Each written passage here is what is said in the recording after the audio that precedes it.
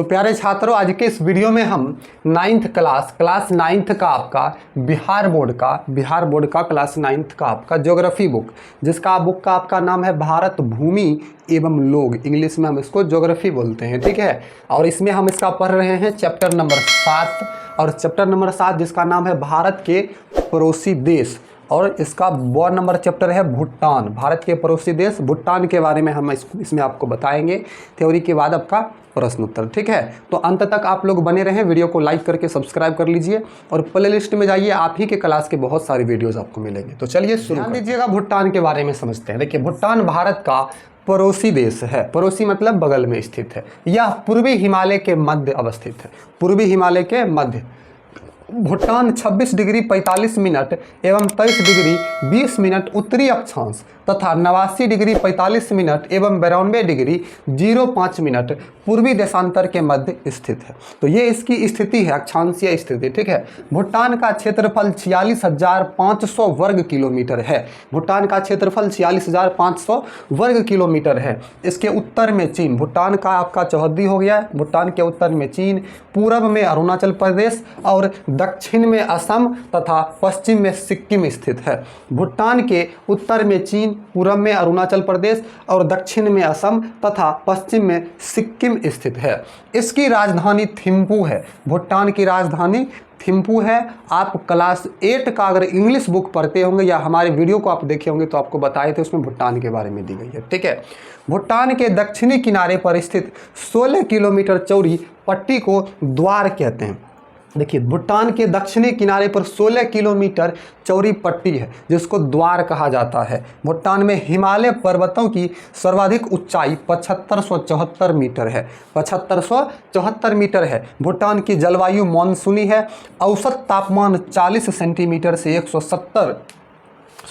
औसत तापमान 40 degree Celsius से 170 डिग्री सेल्सियस के बीच रहता है। वर्षा 185 सेंटीमीटर के लगभग मई से सितंबर के बीच होता है। वर्षा जो होता है मई से सितंबर के बीच होता है। ध्यान रखिएगा।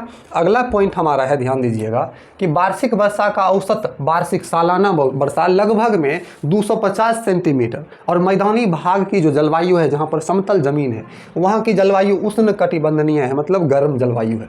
पर्वतों के दक्षिण ढलान पर 500 से 700 सेंटीमीटर वर्षा होती है। दक्षिण ढलान पर अधिक वर्षा होती है। यहाँ की 10% से भी कम भूमि पर कृषि होती है। कृषि योग्य भूमि बहुत कम है, 10%। दक्षिणी पश्चिम भाग में कृषि अधिक विकसित है। भूटान के दक्षिणी पश्चिम भाग में कृषि अधिक विकसित है। प्रमुख फसलों में चावल होता है, गेहूं, जौ, आलू, मक्का, ये सारी सब्जियां और फल उपजाए जाते हैं। भूटान की जनसंख्या 29.28 लाख है, मतलब बहुत कम है। औसत जनघनत्व 42 व्यक्ति प्रति वर्ग किलोमीटर है। सोच लीजिए, बहुत छोटा सा देश है। नगरीय जनसंख्या 11% तथा साक्षरता 42% है। और थिम्पू तथा पुना राजा भूटान के प्रभाव नगर है, मतलब जिस पर भूटान का प्रभाव रहता है, या कह सको कि उसी से बेचारा जीता है। मानव विकास सूचकांक में भूटान का स्थान 133वां है। उद्योगों में प्लाईवुड, पार्किंग मतलब प्लाईवुड बनाना, पैकिंग करना, डिस्टिलरी, रेजिन तथा तारपीन, ये सारा प्रमुख उद्योग यहाँ का है। धरातलीय विविधता के यहाँ पर्यटन उद्योग का तेजी से विकास हो रहा है। पर्यटन उद्योग मतलब जहाँ पर लोग पर्यटक घूमने जाते हैं, वही पर्यटन उद्योग हो। भू आकृति के कारण यहाँ यातायात के साधनों का विकास नहीं है, मतलब भू आकृति ऐसी है जिसके कारण आने जाने के साधनों का विकास का अभाव है, जिसके कारण यहाँ बड़े बड़े उद्योग नहीं हो पा रहे हैं। यहाँ खनिजों का भी अभाव है। कुछ खनिज हैं तो उनके मिश्रण के खनिजों का पूर्णता अभाव है, उनको जिससे मिश्रण किया जा सकता है। पर्यटन उद्योग यहाँ की अर्थव्यवस्था के विकास में महत्वपूर्ण भूमिका निभा रहा है। पर्यटन उद्योग यहाँ की अच्छी है, मतलब जहाँ पर लोग घूमने जाते हैं। आर्थिक विकास के लिए यह मूलतः भारत पर निर्भर रहता है। आर्थिक विकास के लिए भारत पर डिपेंडेंट रहता है। आ जाते हैं इसके ऑब्जेक्टिव प्रश्न पर। भूटान की राजधानी कहाँ है? तो भूटान की राजधानी थिम्पू है। कहाँ है भूटान की राजधानी? थिम्पू है, ध्यान रखिएगा। आगे बढ़ते हैं। अगला है आपका भूटान हिमालय की सर्वाधिक ऊंचाई है। भूटान हिमालय की सर्वाधिक ऊंचाई आपका 7574 मीटर है। 2-7, ध्यान रखिएगा, 2-7 उल्टा में 4-5, 7574 मीटर है, ठीक है।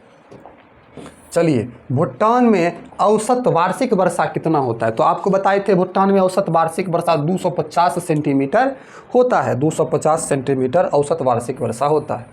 अगला आपका है भूटान के कितने प्रतिशत क्षेत्रफल वनों का विस्तार है। तो भूटान के 68% क्षेत्रों पर वनों का विस्तार है, मतलब जितना ही क्षेत्र है उसका 68%। ठीक है। 5वां प्रश्न है भूटान की साक्षरता दर कितना प्रतिशत है। तो भूटान की साक्षरता दर 42% है। कितना? 42%। 100 में 42 गो व्यक्ति पढ़ा लिखा है। लघु उत्तरीय प्रश्न है, ध्यान दीजिए। भूटान के धरातल का विवरण दीजिए। तो देखिए भूटान एक पर्वतीय देश है जो पूर्वी हिमालय के मध्य में स्थित है। भूटान 26 डिग्री 45 मिनट एवं 28 डिग्री 20 मिनट उत्तरी अक्षांश तथा 89 डिग्री 45 मिनट एवं 92 डिग्री 05 मिनट पूर्वी देशांतर के बीच स्थित है। भूटान का क्षेत्रफल 46,500 वर्ग किलोमीटर है। इसके उत्तर में चीन, पूर्व में अरुणाचल प्रदेश, दक्षिण में असम तथा पश्चिम में सिक्किम स्थित है। यह चारों ओर से स्थल से जमीन से घिरा हुआ है। इसके दक्षिणी किनारे पर लगभग 16 किलोमीटर चौड़ी मैदानी पट्टी है जिसको द्वार कहते हैं। द्वार प्रदेश 600 मीटर ऊंची एवं संकरी मतलब सिकुड़ा हुआ पट्टी है। मैदान के उत्तर में निचले हिमालय पर्वत हैं जिनकी ऊंचाई 1500 से 3000 मीटर के बीच है। इन पर्वतमालाओं के उत्तर में ग्रेटर हिमालय है। भूटान में इसकी ऊंचाई 7574 मीटर है। ठीक है। चलिए अगला प्रश्न आप लोग स्क्रीनशॉट करते जाइए। आपका ये दूसरा क्वेश्चन है भूटान के आर्थिक संसाधनों का संक्षेप में विवरण दीजिए। देखिए भूटान के आर्थिक संसाधनों का वर्णन। भूटान के आर्थिक संसाधन में कृषि का कुछ खास महत्व नहीं है। बहुत कम प्रतिशत भूमि पर कृषि होता है। यहाँ के उद्योग धंधे भी पूरी तरह से विकसित नहीं है। भूटान अपने यहाँ के आर्थिक संसाधन के विकास में कृषि का महत्व न होने का मुख्य कारण है कि कृषि पूर्वी भाग में स्थानांतरण कृषि होती है। मतलब यहाँ का कृषि का विकास नहीं हो पाता है, स्थानांतरण कृषि होता है और उतना जगह नहीं होने के कारण भी होता है। और भी कई सारे कारणों के कारण यहाँ की अर्थव्यवस्था में कृषि का योगदान नहीं है। अंतिम उसी में देखिए उसी प्रश्न का उत्तर। औद्योगिक दृष्टि से भी भूटान एक पिछड़ा देश है। यहाँ की विषम धरातल, कठोर जलवायु तथा परिवहन के साधनों की कमी के कारण उद्योगों का विकास नहीं हो पाया है। यहाँ लघु एवं कुटीर उद्योग का थोड़ा सा विकास हुआ है तथा यहाँ पर्यटन उद्योग भी विकसित हो रहा है, अभी हो ही रहा है। यहाँ खनिजों का अभाव होने के कारण उद्योगों को स्थापित करने में मुश्किलें आती है। यहाँ पशुपालन आधारित उद्योग का थोड़ा विकास हुआ है। इसके बाद पर्यटन उद्योग यहाँ की अर्थव्यवस्था में महत्वपूर्ण योगदान दे रहा है। अतः यहाँ का आर्थिक संसाधन पूर्ण रूप से विकसित नहीं है और आर्थिक विकास के लिए यह भारत पर डिपेंडेंट रहता है। तो इस वीडियो में हमने आपको भारत के पड़ोसी देश भूटान के बारे में बताया। वीडियो को लाइक करके सब्सक्राइब कर लीजिए और आपके क्लास का ही वीडियोस है बहुत सारा बना हुआ, आप प्लेलिस्ट में जाकर जरूर देखें। Thanks for watching. मिलते हैं अगले वीडियो में। धन्यवाद।